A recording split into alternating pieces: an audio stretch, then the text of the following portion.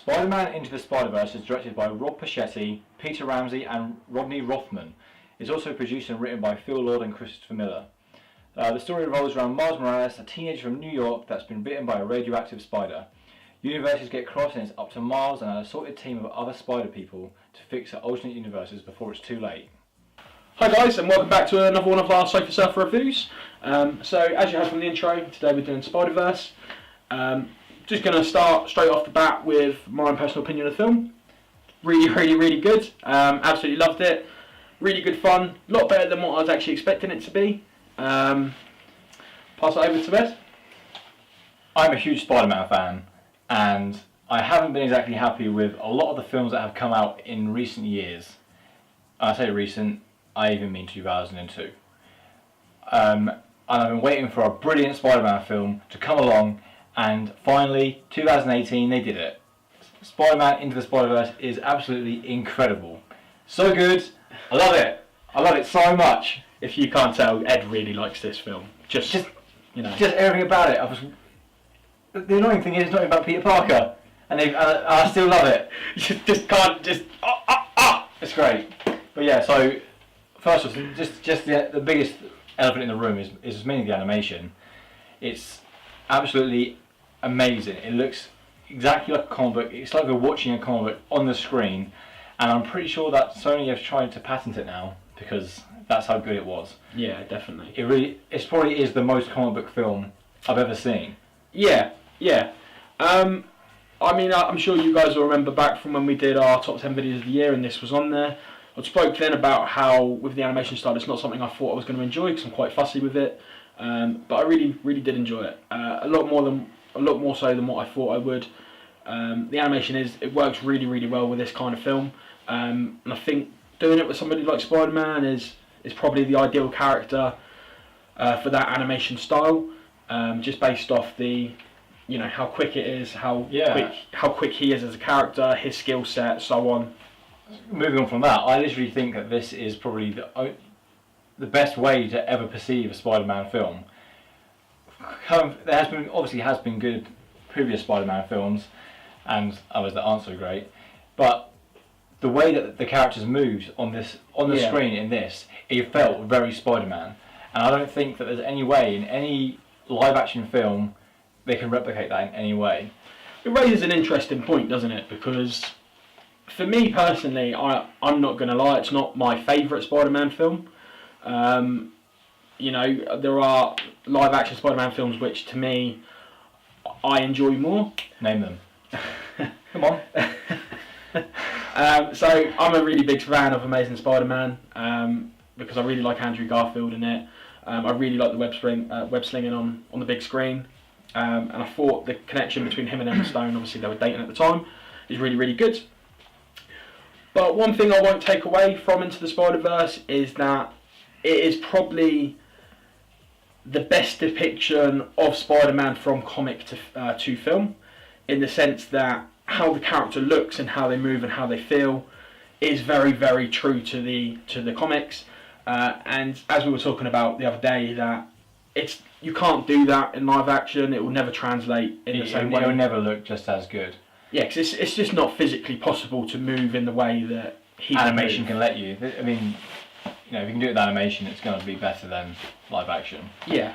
It's also another really impressive thing about it is how it managed to interweave so many different origin stories into just one film so seamlessly. We get Miles Morales, we get Peter Parker, we get Spider-Gwen, and a few others that are sprinkled in there, and they are all done to perfection. It is done really well. You don't get bored of every single origin story like you have in others. Like, I don't care, I've seen Uncle Ben die 3 times. Yep. 2 times technically, but I don't need to see that, and the way that they've managed to do so many origin stories in one film is really quite impressive, and they deserve a round of applause just for that. I mean, don't want to give you any spoilers away or anything, but it is very tastefully done, the origin part of it, because they do take the piss out of themselves a little bit, and they know how much Spider-Man has been rebooted in the cinematic universe, and they have a little bit of fun with that throughout the film. What about the cast? The cast, Shameik Moore, probably saying that completely wrong. He was great in Dope, and he was even better in this. The film, not the drug. It's about drugs. Bad times.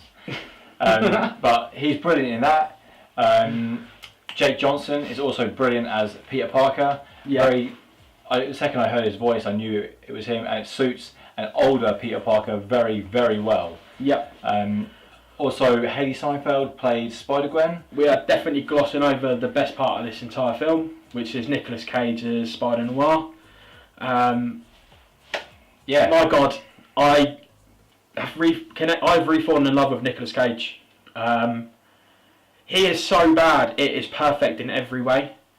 That is the best way I can describe it. I think there's something to be said about the fact that a year or two ago, the same production company made the Emoji Movie. Yeah. And they're making this quality of film now. I was very concerned that this film was going to be absolute garbage because of that, and I've been proved wrong. And I just hope that they just continue with this forever. Make a million of them. I'll watch every single one of them. And for anyone that likes the Emoji Movie, just know. Unsubscribe, get out. Yeah, just know. I don't want you here. Alright, so let me throw in a curveball to you then. Yeah. What didn't you like about the film?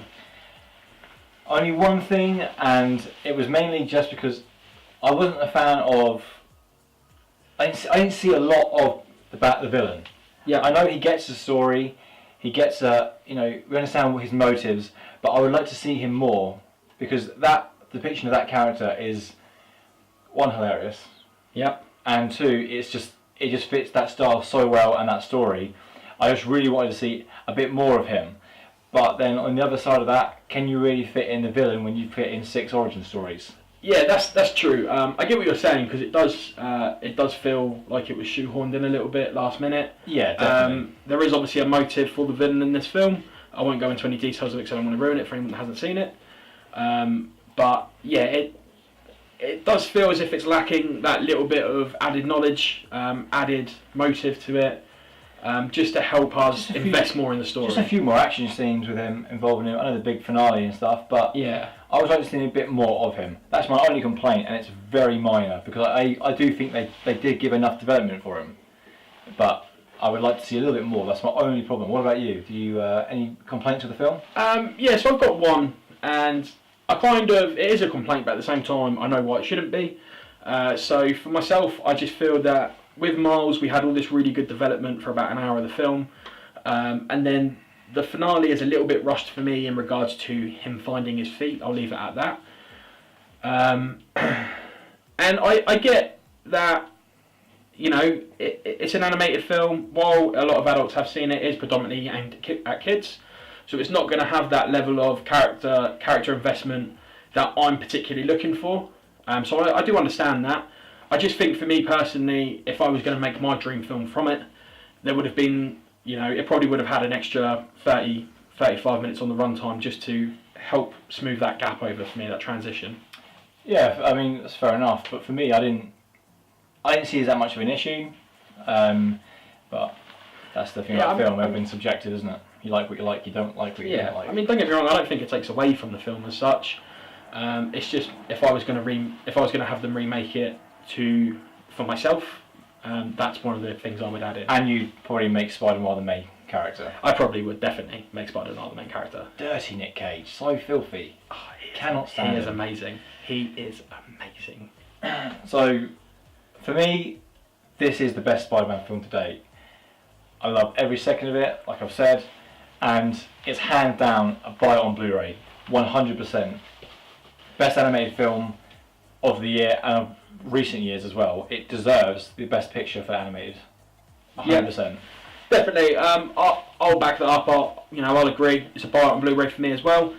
For me, it might not be the best Spider-Man film I've seen in the last couple of years, but I do think that it is an amazing film, and it definitely deserves the praise and critical acclaim that it has been receiving.